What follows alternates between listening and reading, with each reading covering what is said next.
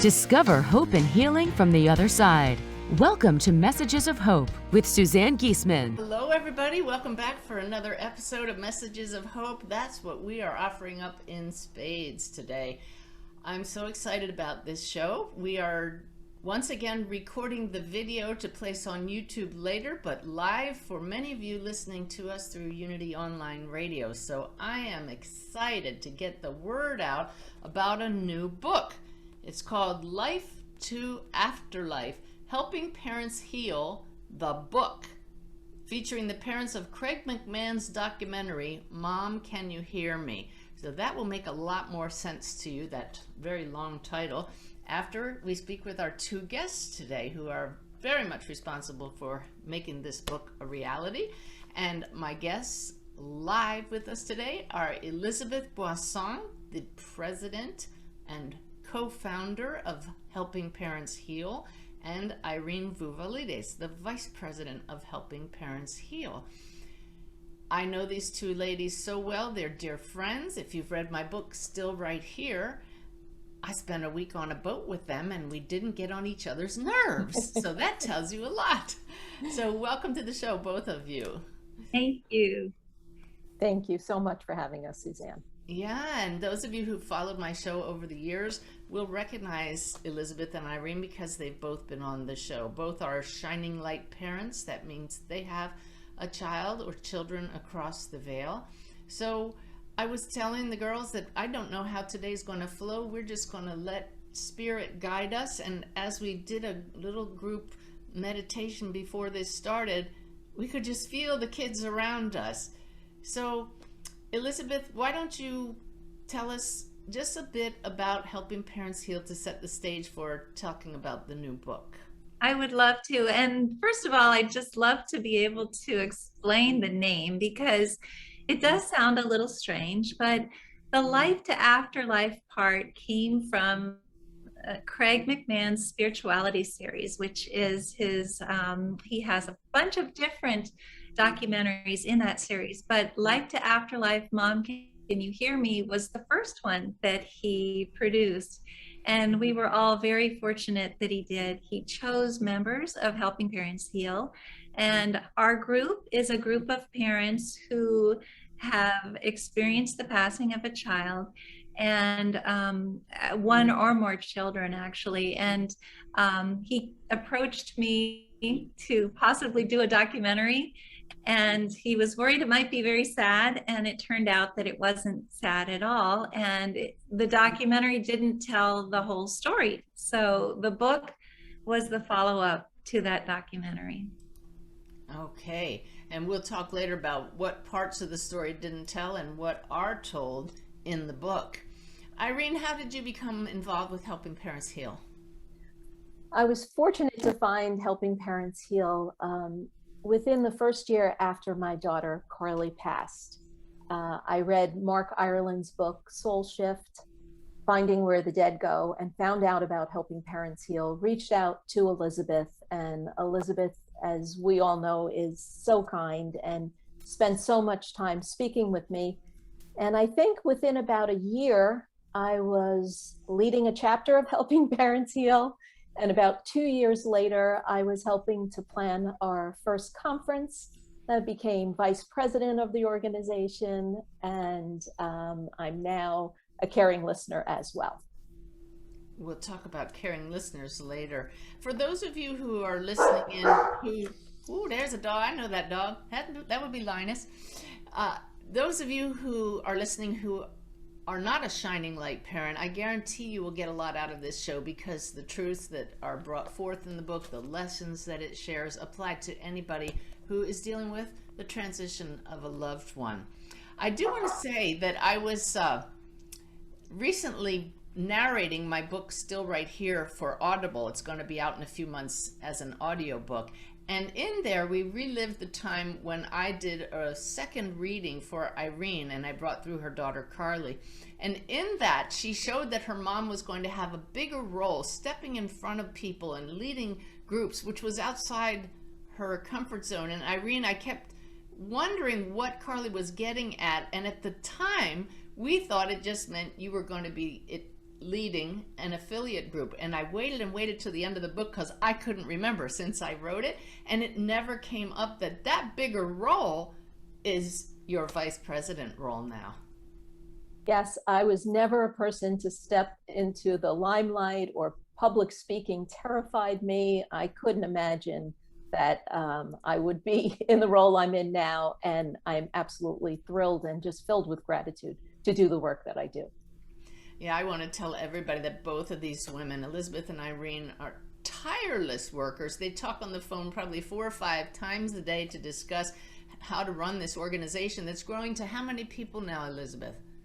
It's almost 20,000. So we're, I think, at 19,700 2 days ago. And that sounds like a terrible number when you know that these are all parents who have had children transition. But it makes us feel so good to know that all of these kids are leading their parents to the organization. And that's exactly the way that we feel about it. And I also know that the people who join our organization are able to move forward and heal. And a lot of other bereavement groups, unfortunately, don't necessarily let the members know that it is possible to move forward and heal. But that is a huge part of helping parents heal. And the reason that the parents heal is because the kids want us to heal. It's not because we're leaving them behind or forgetting about them. We carry them with us every step of the way, and they hold our hands as we do.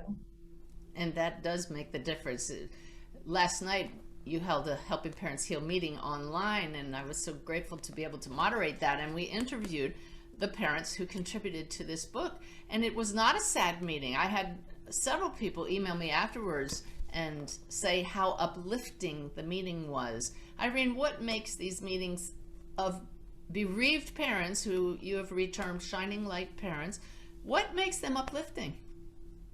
Once we realize that death means nothing more than the loss of our children's physical body, that they are not dead, they're alive and well, and we have the ability to connect with them. As Elizabeth said, they're with us every step of the way. And as we gather, we take comfort from each other, learn from each other, and the energy we receive from each other and from our children in spirit just makes all the difference. Absolutely. Now, you share in the book, both of you, in your own chapters, beautiful signs that you've gotten from your kids. Morgan is Elizabeth's son, Carly, of course, Irene's daughter, and Elizabeth, you also have little Chelsea, who passed just after birth. But I would love for both of you, before we dive into the book, to show us an example of what you were just talking about. You state with confidence, our kids are still with us. They're part of our lives. We move forward with them. How about a very personal example, not about the songs they play on the radio, but when you heard them say something in your ear recently that you just couldn't deny they were guiding you, something like that, a recent event that's not in the book, that's just part of your normal interaction with your kids who have transitioned. Well, I'm sorry. As I was working on our conference, which we have a Helping Parents Heal conference next August, and we've already had, I believe, Elizabeth, 775 people register within the 2 months registration is open. And I go through each registration as it happens to make sure there's no errors. I check it on the constant contact. And as I was just a few weeks ago going through a registration, a couple hadn't put their child's name in spirit for their name tag. And we want to make sure that the name tags are printed with our name and our children's name. And it's a couple that I know them very well. They're in Florida. Suzanne, you know them as well. And I just had like this moment where I couldn't think. And I said, oh my gosh, what is their son's name? And in my head, as clear as a bell, just as my daughter would speak to me when she was on Earth, I heard, duh, his name is Christopher. No question, she was there with me, helping me. Of course she was right there telling me what his name was. I love that. And this is one of the questions my mediumship students often ask. How can I tell it's not my imagination, it's my loved one? When you hear it with the words, the inflection, conversational tone like that, there's no mistaking it. Now, I never knew Carly in physical form, but I've met her and interacted with her quite a few times from the spirit world, and that is definitely her. Yes. How about you, Elizabeth? Well, I just had something happen again last night that was amazing. I'm a caring listener, and so I was meeting with some parents, two sets of parents. Both of them have children who just passed recently. One was a year ago.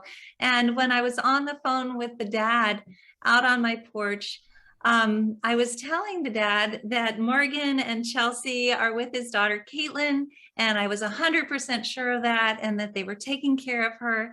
And I looked over the wall and I saw in a tree 3 beautiful golden eagles that I never ever see here. Wow. So I got all excited. I almost dropped my phone and I said, I've got to take a picture of this, Mike. I've got to show this to you. And so I got my camera. I was yelling at my husband in French, telling him, take a picture of this. And so Mike almost didn't know what was going on, but then I got the picture to him, and he was blown away, because these beautiful golden eagles, as I say, I never see them on our property normally. And the 3 of them obviously were sent by our 3 kids.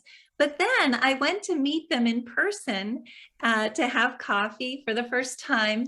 And I picked out a condolence card that had a squirrel on it. And that's a very unusual thing to have on a condolence card. And I thought, gosh, why do I want this card so badly?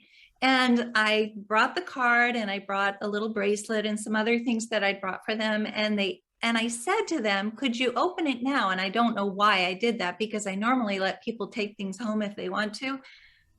And they opened the card, and they both started crying, and they said, Caitlin's nickname is Squirrel. How did you do that? Wow. I didn't know that. She picked it out for me. Of So course those you kinds did. of things happen constantly. It's something that it's recurring almost every day. And that's part of the magic of the collateral beauty that we are able to experience, because of the fact that we are in contact with so many parents. So everything that Irene and I do heals us even more than it does all of these parents, because we are able to hear about everything that goes on that other people might not hear about. Well, that's the beauty of the book, Life to Afterlife, because it's a compilation of these wonderful stories. I want to just say that some of you who are new to this might say, big deal. There were 3 eagles. An eagle's a big deal, but what does that have to do? What does that have to do with our kids? You get to the point where you recognize how those in spirit work. They snagged Elizabeth's attention with that right after she made the point about 3, drew her attention to those eagles. And it's so funny that that comes up, Elizabeth, because in the foreword, I write about how you invited me to do a group reading for the parents who are in the documentary this book is based upon. And that very week, I think it was just a day or 2 before the filming, you had 14 deer show up in your yard. Very unusual. You took a photo of it. It wasn't till the next day, Irene's daughter Carly asked, have you seen the deer yet? Asked me this of her mom through a medium, have you seen the deer yet? We didn't know what she was talking about. Only later did it occur to us when Elizabeth showed the photo and we had done that group reading, there were 14 kids who came through in that group reading for the parents represented there. How cool is that? It gives me goosebumps. It's Yeah, so funny. same. These kinds of things always give me goosebumps. And it's just so wonderful, because that was something that you have to put the parts of the puzzle together, and therefore you have to be interacting with other people who understand and who get it. And we are so fortunate with Helping Parents Heal, with the providers like you, to have that group of people that we can talk about with and explain these things that are happening that are just amazing. So, Irene, why don't you tell us what the caring listeners are? Because that term has come up from both of you several times already. Yes, we're a group of, I believe, almost 30 parents, maybe a few more, who, as Elizabeth said, have been down this road a little bit further than others. and we can reach a hand back and help people who are possibly new to grief, and even some people that have been experiencing grief before. We're in different languages, in different countries, all time zones, and any time of the day or night, someone can reach out if they need to speak to someone to just hear a kind word. All information about the Caring Listeners is on our website, www.helpingparentsheal.org, and our phone numbers are listed. Also, we have told a little bit about ourselves, so possibly someone who's had a child pass by a cancer diagnosis might want to reach out to me. If a child has passed due to addiction, we have moms that have dealt with that, or suicide. And how about the dads, Elizabeth?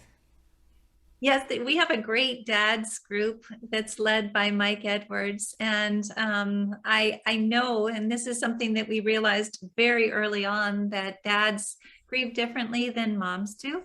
And they like to be a little bit more private about their grief. And so Mike has these weekly meetings with dads. He won't let any moms in. And I think it's wonderful for the dads to be able to talk about their journey. I think that a lot of times these dads try to be very, very strong for their wives, but they aren't able, and therefore they aren't able to talk about the things that are happening and their own grief journey. And so we are very, very fortunate to have Mike Edwards as our affiliate leader. And as I say, that's every Wednesday evening. Every Wednesday. Wow. And how about men as caring listeners? Well, there are quite a few caring listeners who are men. Mike is not one of them, but he actually acts as a caring listener for a lot of the dads. But we do have quite a few dads who are caring listeners. And I would say that some of them are more spiritual than I am. It's amazing how sometimes in this community, there are some really evolved caring listeners that we absolutely adore. And you know, the criteria that's the most important is that the people who are caring listeners have been with Helping Parents Heal for a certain amount of time, so that they understand the way that we think. They are not professionals. They don't have any professional training. They're just parents, just like us, who have gone down that healing path, as Irene said, a little bit further than some, and who reach a hand back. Again, for them, this is something that heals them even more than it heals the person that they're helping. So people should never, ever feel badly about asking to speak to a caring listener. I love that you just referred to it as a healing path instead of a grief journey. It's both, but what a difference it makes when you just shift that focus. So let's shift topic here now, back to the book. Why would somebody want to read 20 tragic stories? They're not tragic. Not at all. They're not tragic. Irene, why don't you go? I think that they're completely not, no one would consider it to be tragic stories. They're stories of hope and of healing and of transformation, of just how far you can come on this journey. And all of us in this book are, I consider the people in the book some of my closest friends. I'm so grateful to have them all in our life. And you, the person reading the book, hopefully will just read something that might make a difference, you know, and you'll find something in each chapter that will resonate with you, and possibly you'll say, oh, maybe I can be that person. Maybe I can feel that way. I want to feel that way. I'd like to heal. You know, I was kidding when I talked about, tragic stories. That was just to elicit that response, and you guys fell right into it. So that was perfect. And I just really quick say that the foreword that you wrote for this is worth the whole book. And I've had a lot of people say that, just what you wrote in the very beginning of the book. And what's so interesting is that I had reached out to Suzanne to do a forward, and she wrote back and said, oh, I already have a chapter in the book. It's fine. I think that I've done enough. It's okay. And then 5 minutes later, she texted me back and she said, wait a second, my guides just told me I'm supposed to write this forward. I was really put in order there. They were like, what are you doing? You're supposed to say yes. And I said, okay. And I guess I'm writing this. It's an amazing forward. And what's really nice is that it explains a missing piece of that documentary, because we all got back together and you gave validations to the parents at Lynn and Jeff Holohan's home. And that was just an amazing day. And so being able to have that in the book is so important. Well, I think it's very important that we start off the book with evidence of the kids. So that's what makes this journey so healing. Yeah. I believe every chapter in the book has evidence, doesn't it? Oh, definitely. Definitely. Lots of evidence. And, if I could just say, one of the things that really excites me about the book is that people come from all different backgrounds. They're not necessarily from the Afterlife community. There are several people who wrote chapters for the book, and I'm thinking of Nita and Glenn, as well as Leanne, who were actually very, in their own religion, they were almost opposed to believing this way. But the more that they learned, the more they realized that it resonated with them. And so being able to see that this is not a belief system. Nobody has to believe in any way to be able to know that we're connected with our children. But being able to know that we're connected with our children allows us to heal. And that's what the most important thing is for us, but also for them. They want us to heal. They want us to move forward. Well, I tell you, I don't know how you could read the book or attend any of your meetings without being blown away by the preponderance of the evidence, because this comes up in everything your group does. It does. Irene? It does. And the book itself is evidence. When Elizabeth called me up and told me we were going to be writing a book, I was a little surprised, because we have so much that goes on in our daily life, moderating a Facebook group of almost 20,000 people, planning a conference. And when she told us what it was going to be and sent out an email, I sat quietly one night, and I have never done channeled writing in my life. I just sat at the computer, darkness, and the words just flowed. So I know that Carly was right there with me, helping me to write. And I believe all of the kids did that in the book. It wouldn't have been possible otherwise, because we decided this in July and it came out less than 2 months later. And that was including the forward from you and a forward from Maureen Hancock. Nobody does that. It's only because with how many authors? There were 21 authors, I believe, unless we have help from our kids, which we did. No doubt. And it was really funny, because I would see you send out emails to everybody involved, and most of them would hit reply to all. So there would be these flood of emails, and the energy that you all listening now are feeling from the three of us, that permeates the book, because there's nobody associated with this book that didn't have that kind of excitement about being part of this. And there were no egos involved. It wasn't about, oh, I'm going to be in a book. It's, oh, I get to share my child's story to help others get to where I am now. Exactly.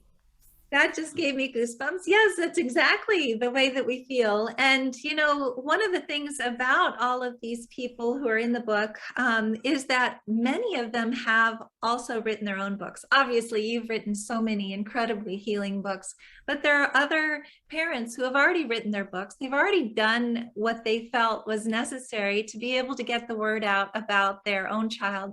But being a part of this was very important to them. And I think that what I was saying earlier about the fact that Craig did this documentary, and it was a fabulous documentary, but it was very long. It was 2.5 hours long. And he decided, it was a conscientious decision not to include anything that was too out there, anything that might make people think that we were a little bit crazy. And so because of that, he didn't put in a lot of the things that are near and dear to our hearts. Oh, and you would be talking about some of the stories probably. And I would love to share a couple of those when we come back from the break. I was sharing some of them with my husband, Ty, earlier today. Stories about balloons doing crazy things. So we have to share some of that magic when we come back. I hope all of you will join us. We'll be back in about 3 minutes for more discussion about how death is not the end. Love never dies. Come on back after the break.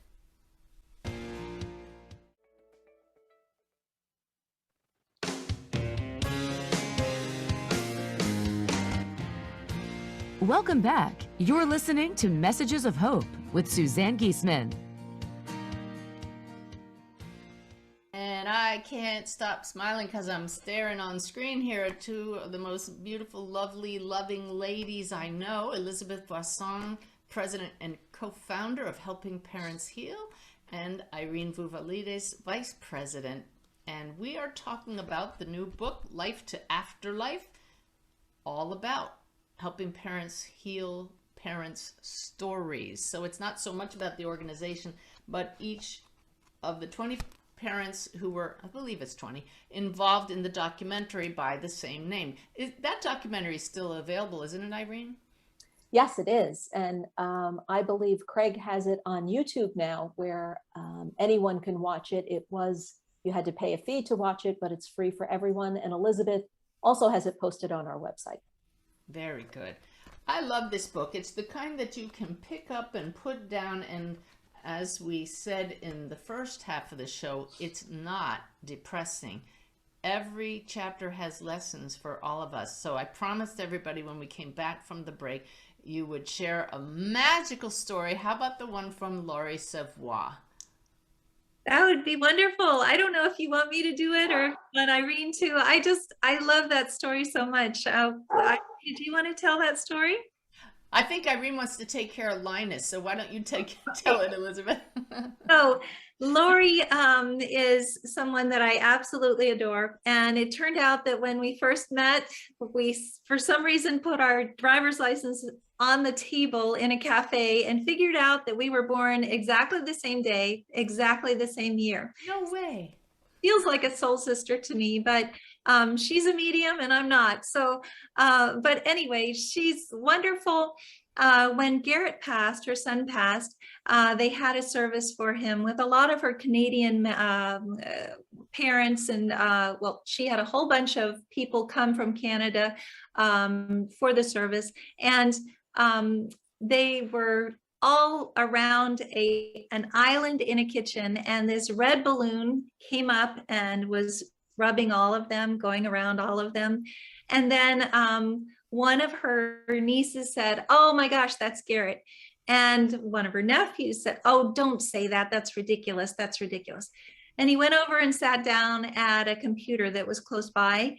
The balloon went over to him and was kind of bumping him on his head on either side, and he was just brushing it off. And then the balloon, his arms were out straight, went up underneath one of his arms and popped up in his face. And everybody was laughing. This is witnessed by many people, right? That this balloon with no air conditioning. The whole crowd of people that were at the service. But as Laurie says, she wishes that she'd filmed it. And so when it popped up in his face, he said, "Okay, if you're Garrett, go and get me a beer." And so this balloon actually went down the hall pretty far from where he was, made a beeline down the hall all the way back to where the kitchen, there's an extra refrigerator back there where all the beer is, and stuck against the refrigerator door. So finally, this nephew decided that he was going to open the refrigerator, get the beer and toast Garrett. So that's just such a fun story. And we have so many of them in the book.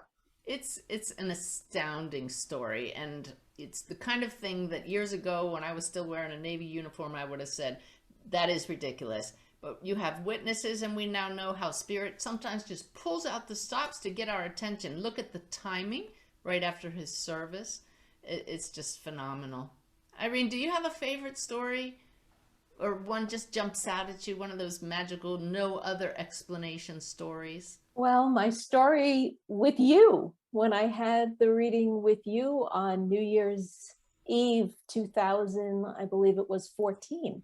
And the magic that happened during that reading just absolutely proved to me that Carly was right there. She was sitting on the couch with me.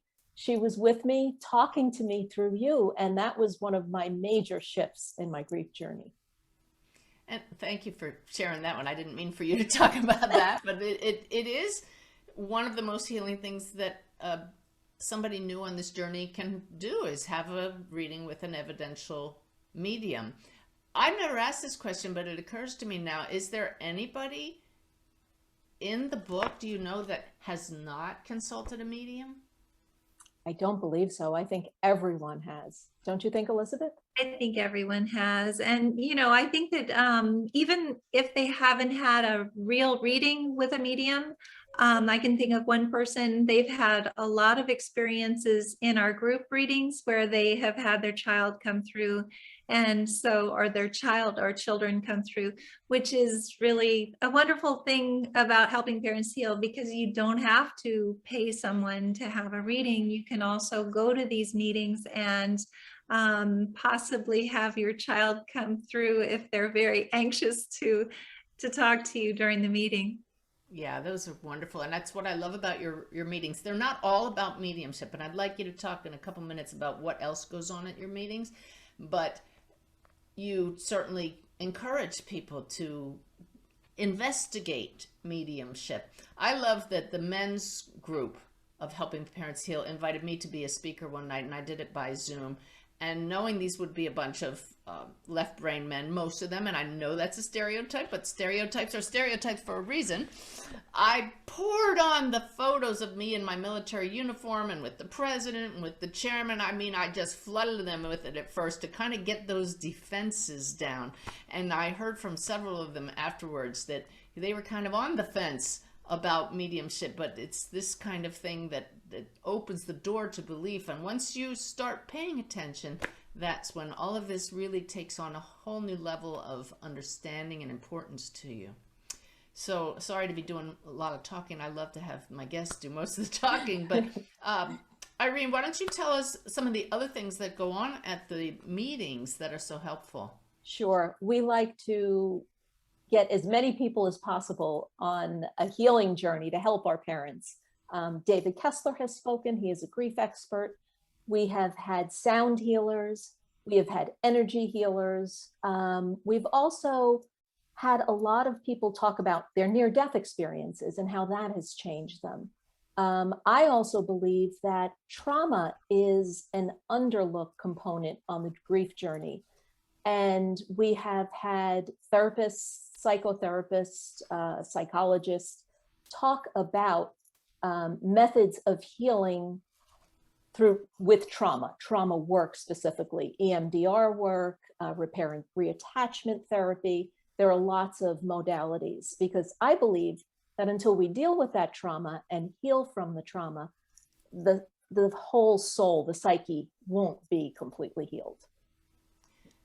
Beautiful. And I'd love to add yoga and meditation. Yes. We add a lot of that, and Reiki, and obviously the healing goes along with Reiki. But yeah, we welcome anyone who it has an alternative way of offering parents a way to heal other than pills and operations or things like that. What we're trying to do is to allow our parents to heal in a gentle way, in a way that actually will be durable, because if you're taking pills and you're maybe self-medicating. It's not going to last forever. And unfortunately, that's the way that a lot of people deal with this, at least in the very beginning. But I can say that all of these unusual methods, even things like mirror gazing to see our loved ones in the mirror, that's another, this is through Raymond Moody that we learned this. There are just so many ways, and not everything works for everyone, but it's really great for people to try as many different healing modalities as possible and find what works for them. Absolutely. And with an air of, it's okay because you're doing it with other people too. And it's not, what are people going to think? And again, try it. If it works, if it works, fine. I just did a session for a woman, and in the reading was told by Spirit that she needed trauma clearing. And I can definitely remember many readings where the child in Spirit, or a parent, a spouse who had passed, would say, they're on medication. You won't need it now that you know I'm here. So tell me about the conference. I was at the first one, spoke at the first one, attended as a Shining Light parent with my husband, Ty. And Ty mentioned walking in the ballroom of 500, quote, bereaved parents Saturday night. Anybody who didn't know that that was a group of bereaved parents would never have believed that's what that conference was. There was a sense of joy. It was a celebration. Tell us about that energy and why we call them Shining Light parents. Oh my, well, I had attended a few conferences on my journey, and I had mentioned to Elizabeth back in 2017, well, why don't we have a conference? And she very nicely said, do you have any idea what goes on in planning a conference? So I said, well, how hard could that be? I'm a retired dental hygienist. I'm sure I could figure it out. And it was easy. Elizabeth and I, along with some other parents, because our children helped us, and we wanted to create a space to celebrate our children. That's what we want to do. And we want to help parents connect with their children and know that their children are with them always. We will have, of course, you'll be doing the keynote speech to open the conference. We're very excited about that. Because you're having another one next year. Yes, yes, I'm sorry. Yes, we're having a conference in Phoenix, Scottsdale, August 18th to the 21st, 2022. And it's going to be another gathering. The conference, we're able to have a lot more people at this one. So we'll have probably 900, and with the speakers, almost 1,000 people gathering. And it will be. And I need to say that all the work that your board does every day, you do voluntarily with no salary. The conference fee, while it may initially shock some people who don't usually go to conferences just because it's a few $100s, I believe, covers the hotel rental, multiple meals. It is the most reasonable conference fee I've ever seen. And in addition to that, you've been raising money, many of the funds coming from the sale of this book, to offer scholarship to those parents who can't afford it. So people need to understand, you can't do a conference for free. And yet you do it reasonably because nobody's making any money off it. This is the whole foundation of this organization. It's not about money, it's about the healing. And I had a woman come up to me after a recent workshop. She said, I was kind of on the fence about the conference, but I'm going now. She met up with several other Shining Light parents at my workshop, and people are excited. Oh, we hope so. And you're right. I think that it's important to remind people that this book was created to be able to have money for scholarships for parents, because every penny goes back to helping parents heal. But it is a very reasonable price, and Irene and I work so hard to make sure that we have a lot of people donating things as well, which is wonderful. all of our speakers donate their time. All of the presenters come and they do this out of the goodness of their hearts, which is just so wonderful for us. We have a great lineup of speakers and workshops. It's wow. And I can't we wait. even have Gordon Smith coming from Scotland, which is a very exciting thing because that's a long way away, but he's doing this again out of the goodness of his heart, coming to speak to parents, which is, I feel so grateful. And I feel so grateful to Irene for pushing this idea of having a conference, because the first one was awesome. This one is going to be even more incredible. The hotel that we're going to be having it at is more like a resort, and it's out on a golf course, and it has a lazy river, and it's just beautiful. So I think that kind of self-care for those who have been through trauma or still going through it is part of the healing process. So it's beautiful.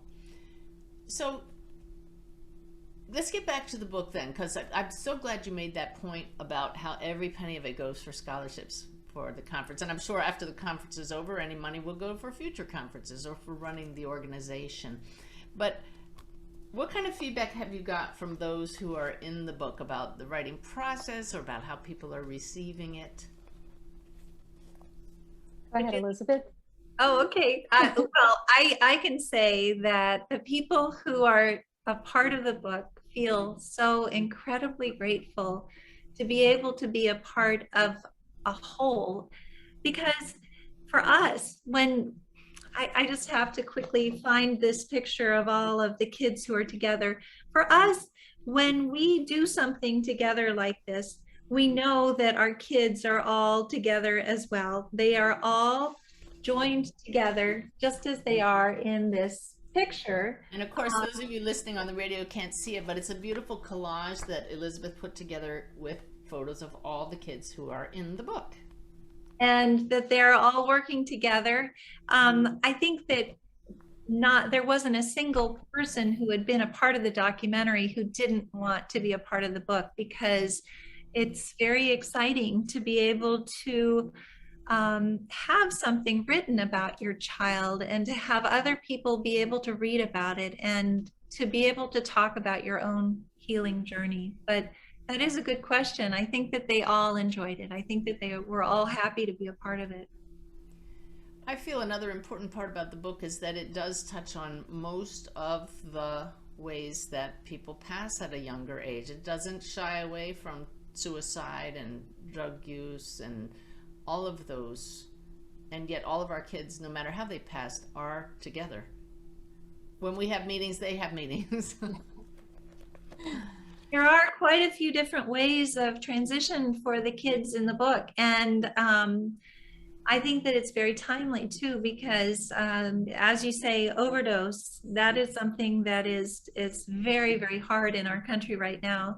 Suicide with a pandemic has become very, very difficult as well, more difficult than before.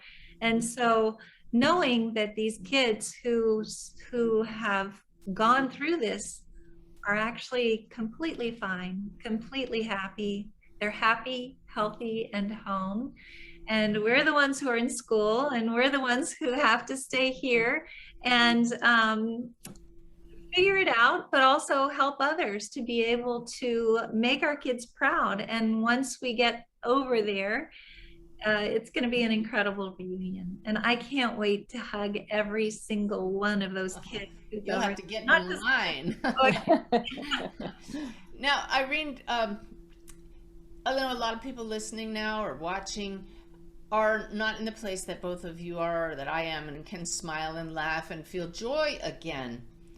There's a wonderful part in one chapter where one of the moms, and I'm sorry I can't remember who it is right now, was saying that in the midst of dealing with this grief from her son's passing, she lost her home, she lost her job, everything just fell in, and yet she made it through. I bet there are many people listening and watching right now who just want to join their loved one across the veil, whether it's a child or a parent or a grandparent, a sibling, whoever it is, a spouse. What do you have to say to them when the world just comes crushing in? Suzanne, it's so difficult when you are in the depth, and I call it the rabbit hole of grief, and you just don't know what to do. And I know I found myself in that place after Carly passed. And I'm just so grateful that I chose to do the work and to read the books and to listen to the podcasts and the videos that are out there, all of the resources. And Elizabeth has put so many wonderful resources together on our website that even if you haven't had a child pass, any loved one that's passed, you can, visit our website and find them. We have 300 of our meetings that are on our YouTube channel, and you can listen to the different speakers. But I know myself, I did not want to stay on this earth. I wanted to be with Carly. That's all I wanted. And I just said over and over, my husband, Tony, can't be twice widowed.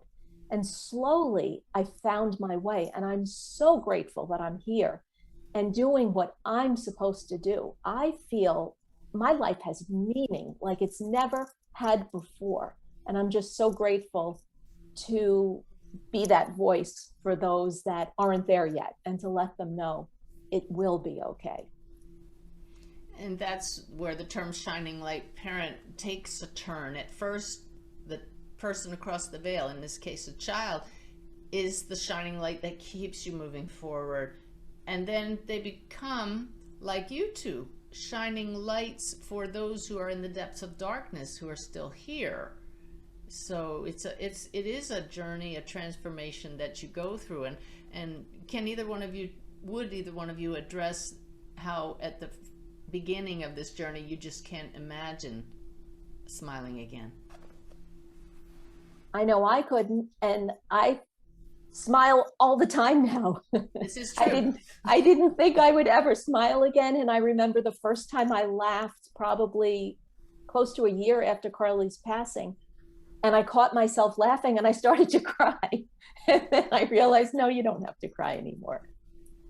Yeah. Elizabeth, how about talking about those who think it's doing a disservice to their loved one by being happy again?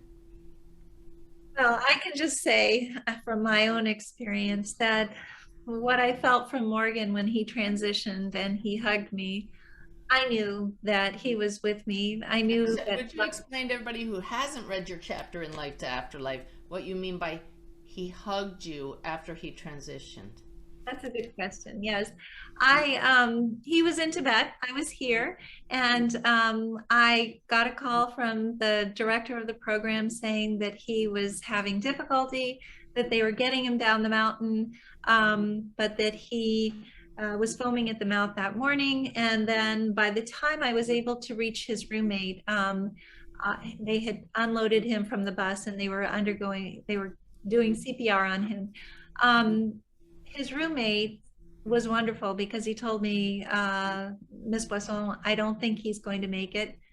I am so grateful that he did that because I immediately said, Colin, put the phone up to Morgan's ear. And I told him that we were proud of him, that we loved him, and not to be afraid. And I don't know how I found it in me to tell him that, but I immediately felt him hug me. It was just one of the most incredible hugs. And I knew that he was with me. And my quest, which was a little different from Irene's in the very beginning, was to find other parents who had experienced this, because I knew that it was true. I knew that our kids are still right here. And I hadn't had any training in the afterlife community. It was not something that I had ever experienced before. I did have Chelsea on the other side, and I was told by a medium that Chelsea actually was the first person to meet Morgan when he transitioned.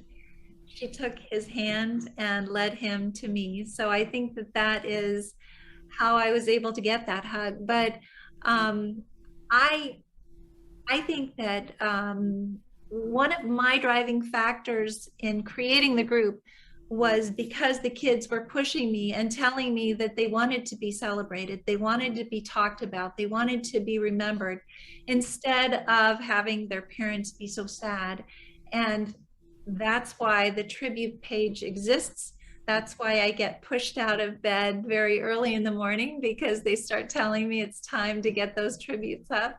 And I feel very connected to them. Beautiful. So where do people find these tributes and your website? It's all available online. The website, www.helpingparentsheal.org, the YouTube channel, Helping Parents Heal, and everything is also, well, it's all on the website and on Facebook page. Anything else, Elizabeth? We have an Instagram and we have a Twitter account as well. So those are also possibilities. But if people really want to connect, the best way to do so is by reaching out to a caring listener, because the caring listener can kind of guide them to all of the different resources that are available, and it might make it a little less overwhelming to do so. Very good. So we have about 2 minutes left. We've really addressed this, but I want to make sure we don't miss a good point. Why should people read Life to Afterlife if they've watched the documentary already or they know some of the stories? Well, okay. I first just want to quickly say I am so grateful to Craig McMahon for initially doing that documentary, because the book would not exist if he hadn't asked us to do this. And just to go a little bit further, Craig is a Shining Light sibling. So he has two brothers who passed when he was young. And so I think that he gets it, which is wonderful. Irene, go ahead. I think that a video is different than reading a book. It's a lot longer. The book, you get to know us intimately, our children, in a nice chapter. So it's an easy read. And like you said, Suzanne, you can read a chapter, put it down. I read your intro over and over again. I mean, there's something so nice about just having it there and having a reference to be able to actually touch, as opposed to watching something on a big screen. Wonderful. Is it available on Kindle? I believe it is. Yes. Yes, it is available on Kindle, and it's available both in black and white and in color, but the black and white version is much less expensive, so I would highly recommend getting the black and white version. It has the pictures still. So well, you two are an inspiration. The book is inspirational, and it's been my honor to be involved with it and to share you with everybody today. Thank you so much for being with us. thank you. Thank you. Thank you so much. We're so grateful. Thank you, Suzanne. You're so welcome. We'll see you all back here next week, everybody. Thank you so much.